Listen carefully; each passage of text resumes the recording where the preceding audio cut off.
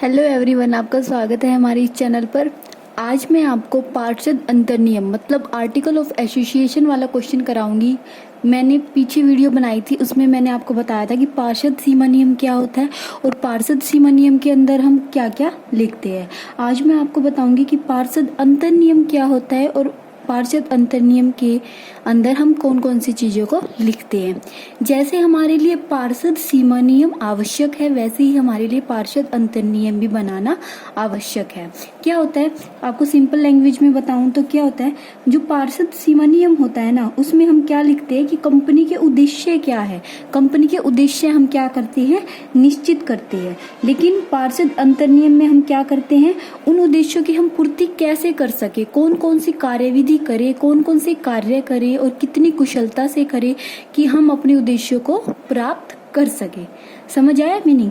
पार्षद सीमा नियम में क्या करते हैं, हम उद्देश्य निर्धारित करते हैं और पार्षद अंतर्नियम में उन उद्देश्यों की पूर्ति के लिए क्या करते हैं, कार्य करते हैं।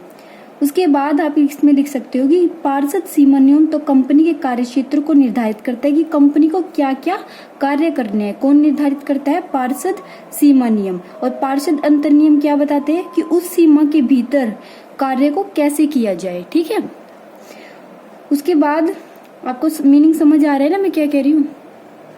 फर्स्टली आपको इसमें क्या लिखना है कि पार्षद अंतर्नियम भी पार्षद सीमा नियम की तरह एक महत्वपूर्ण प्रलेख है।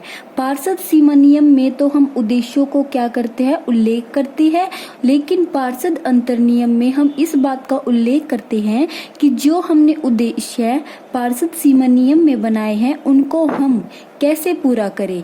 और पार्षद सीमा नियम में हम क्या करते हैं, अपने कार्य क्षेत्र को निर्धारित करते हैं कि हमारी सीमा इतनी है और इस सीमा से बाहर हम कोई भी कार्य नहीं कर सकते।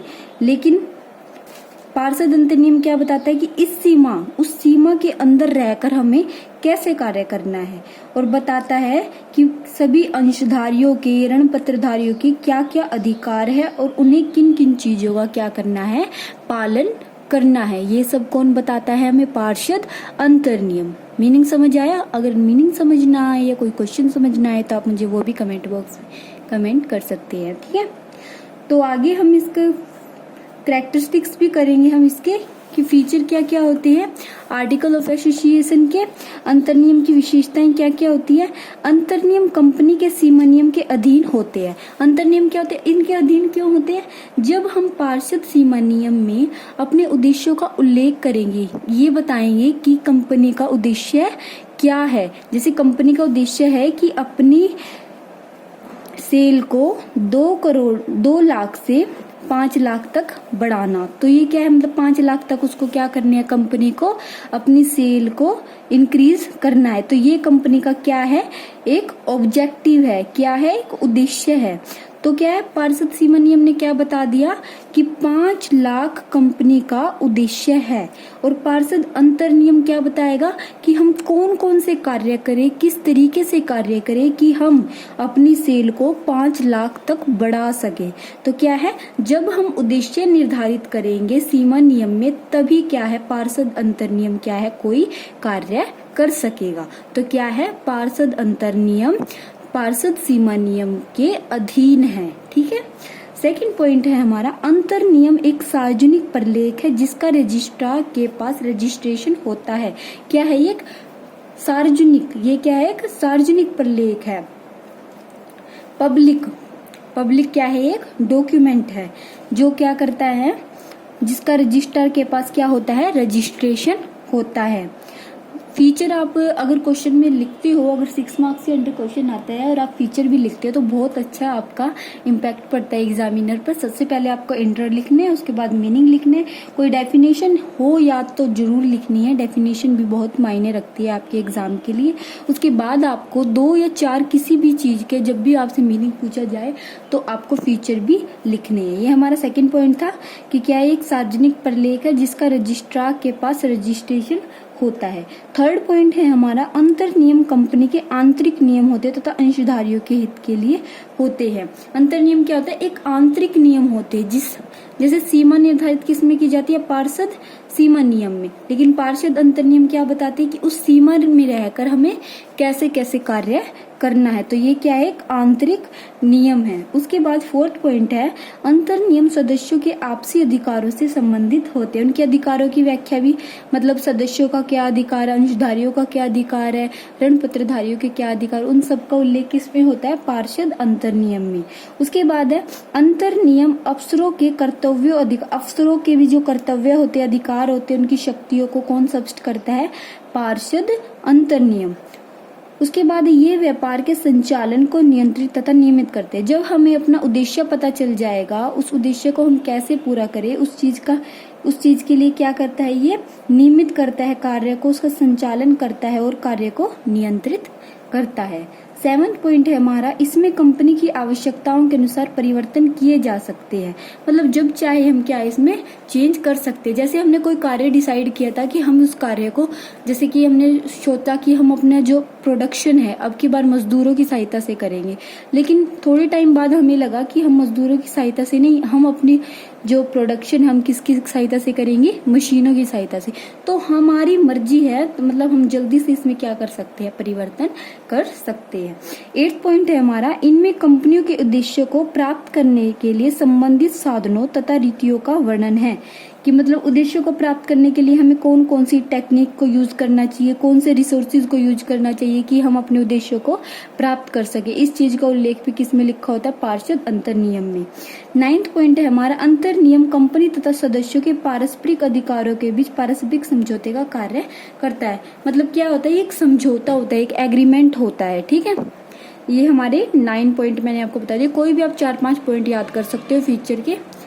उसके बाद मैं आपको बताऊंगी कि पार्षद अंतर नियम की विषय सामग्री क्या होती है। मतलब कि पार्षद अंतर नियम में हम क्या क्या लिखते हैं। ये आपको ज्यादा डिटेल में नहीं दिया हुआ कि पार्षद अंतर नियम की विषय वस्तु या विषय सामग्री क्या क्या होती है। क्या लिखा हुआ है इसमें कि सारणी ए के कौन कौन से नियम किस सीमा तक लागू होंगे। मतलब इसमें किस चीज का उल्लेख होता है कि जो टेबल ए है उसके कौन कौन से नियम हम कहां तक लागू कर सकते हैं। उसके बाद है कि प्रारंभिक अनुबंधों की पुष्टिकरण की विधि, जो हमने प्रीलिमिनरी कॉन्ट्रैक्ट किए थे उनकी भी विधि किसमें लिखी होती है, पार्षद अंतर नियम में लिखी होती है। उसके बाद 3rd पॉइंट है, विभिन्न प्रकार के अंशों का विभाजन व अंशधारियों के अधिकार। मतलब हम अपने अंशों को कैसे कैसे विभाजित करेंगे और सभी अंशधारियों के क्या क्या अधिकार है, इस चीज का उल्लेख भी किसमें होता है, पार्षद अंतर नियम में। 4th पॉइंट है, अंशों के निर्गमन तथा आवंटन की विधि। हम कैसे कैसे अपने अंशों को क्या करेंगे, अलॉट करेंगे और कैसे कौन कौन सी विधि से करेंगे अब अपने अंशों को अलॉट। ठीक है, उसका भी वर्णन पार्षद अंतर नियम में होता है। 5th है मिनिमम सब्सक्रिप्शन। मिनिमम सब्सक्रिप्शन हमने कितनी निर्धारित करी है उसका भी उल्लेख इसमें ही होता है। 6th पॉइंट है, अंश प्रमाण पत्र तथा अंश अधिपत्र निर्गमन की विधि। कि हम अपना जो शेयर सर्टिफिकेट है उसका क्या है, निर्गमन कैसे करेंगे, कौन सी विधि से करेंगे, उस चीज का भी उल्लेख इसमें होता है। उसके बाद है अंशों पर याचना संबंधी नियम। कि अंशों की याचना के संबंधी जो भी नियम है, कॉल्स इन एरियर के टाइम हम क्या करेंगे, कॉल्स इन एडवांस के टाइम हम क्या करेंगे, हम कैसे शेयर अलॉट करेंगे, कौन सी टेक्निक का यूज करेंगे, मिनिमम सब्सक्रिप्शन कितनी है हमारी। 8th पॉइंट है, अंश पूंजी में वृद्धि। हम अगर हमें अपनी शेयर कैपिटल इंक्रीज करनी है तो हम कैसे करेंगे, कंपनी का अगर रिकंस्ट्रक्शन करना है तो कैसे करेंगे। उसके बाद अभिगोपन कमीशन का भुगतान, अगर हमें कमीशन का किसी को भुगतान करना है, जो दलाल वगैरह होते हैं उनको भुगतान करना, तो हम कैसे करेंगे। उसके बाद है 10th पॉइंट, अंशों एवं ऋण पत्रों पर कमीशन व दलाली का भुगतान, सेम पॉइंट है। 11th पॉइंट है, अंशों का एकीकरण तथा उपविभाजन। अगर हमें अंशों का क्या करना है, अमलगामेशन करना है, उनको सब डिवाइडेड करना है तो हम कैसे करेंगे। उसके बाद है हमारा 12th पॉइंट, कंपनी की समस्त सभाओं की विधि। मतलब कौन कौन सी हमें सभा करनी, किस टाइम करनी है, स्थान क्या होगा, मतदान कौन कौन कर सकता है, इस संबंधी नियम सबका उल्लेख किसमें होता है, पार्षद अंतर नियम में। 13 पॉइंट, अंशेकों की नियुक्ति।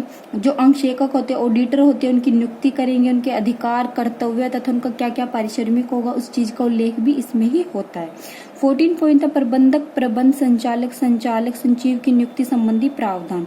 ये सब भी इसमें ही होता है। उसके बाद है सार्वमुद्रा के प्रयोग संबंधी नियम। की हम अपनी कॉमन सील, जो उस कंपनी की सील होती है, उसको हम कैसे कैसे यूज कर सकते हैं, कौन कौन से डॉक्यूमेंट पे यूज कर सकते हैं। 16 पॉइंट है हमारा लेखा पुस्तकों के लिखने व रखने की विधि, कि जब हम अपनी लेखा पुस्तकें रखते हैं, अकाउंटिंग से रिलेटेड लेजर बनाते हैं, ट्रायल बैलेंस बनाते हैं, प्रॉफिट एंड लॉस, जो भी हम अकाउंट्स बनाते हैं उनके लिए हमें कौन कौन से नियम, कौन कौन सी कार्यविधि का यूज करना है। 17 पॉइंट है कैपिटलाइजेशन ऑफ प्रॉफिट कितना होगा, फोरफीचर की विधि कौन सी होगी। उसके बाद प्रस्तावों से संबंधित नियम, सदस्यों के मताधिकार, उनके क्या क्या अधिकार है, ऋण लेने की अधिकार मतलब कितनी सीमा तक कोई ऋण ले सकता है, उसके अधिकार क्या क्या है, संचालक मंडल के अधिकार, लाभांश की घोषणा कितनी है और उसके संबंधी कैसे कैसे हम लाभांश का निर्धारण करेंगे और कैसे कैसे हम उसका भुगतान कर सकते हैं। उसके बाद संचय एवं कोषों के निर्माण संबंधी नियम, कंपनी के समापन की विधि।